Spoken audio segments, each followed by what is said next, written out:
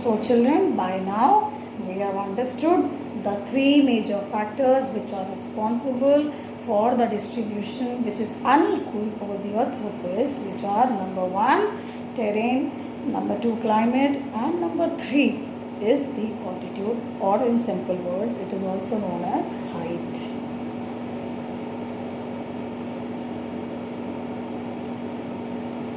Now children, the next topic which we will be covering is stock of resource. Till now we have understood the general division of natural resources which are occurring naturally, but yes, they are divided into two types, renewable and non-renewable resources. Then we have discussed the resources which are occurring naturally. Why are they unequally distributed over the earth's surface? And the three important factors which we discussed were number 1 terrain, number 2 climate, and number 3 which is altitude. Now let us cover the topic stock of resources. Children, as the name indicates, stock of resource, you must be very clear. Stock, something which is in stock, which you have an extra. We say, okay, keep a stock of these items which may be used further. You all keep a stock of different grocery products at your home. Your mama must be keeping it, and during this struggling time, we all have dumped lot of stock which we are going to use during this lockdown. Similarly, stock of resources which are in stock. Now let us see, it is the amount of resources available for use. Sometimes natural substances become resources only when their original form has been changed.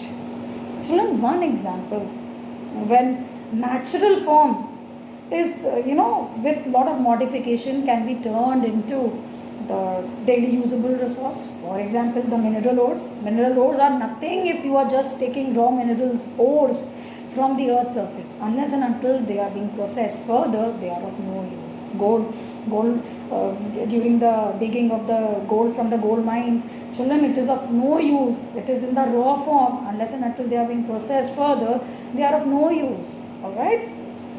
Next, iron ore was not a resource until people learned to extract iron from it. The example which we covered of minerals is again being mentioned here. People use natural resources to make buildings, bridges, roads, machines, and vehicles, which are known as human-made resource.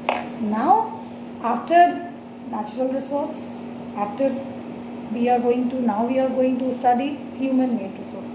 Children, now in social science, I'm been focusing, since I'm teaching, that most of the words in social science have their meaning in itself. For example, the second type of resource after natural resources, human-made resource. The name clearly indicates the clear meaning. Human-made resources which are made by us, human-made. What have we made? We have made this laptop, our furniture, our homes, table, chair, everything, your board, your pen, all these are human-made resource, isn't it? Even these curtains, everything which we look around, which we are using, which are non-living things like furniture, buildings, roads, all these constructional institutions, buildings are all man-made resources. Technology is also a human-made resource. As mentioned here, we have discussed with an example. For example, the laptop. This is the new form of technology. Earlier we were having computers, and that too big, big frame computers. Then there was a series of computers. From those macro to micro devices have been turned out. So science, with the advancement of science, with the advancement of technology, all these advancements and the results and the products are all termed as human-made resource, because it is us only who are using our ideas, our skills, and taking best possible utilization of the resources and turning out these substances into useful resources.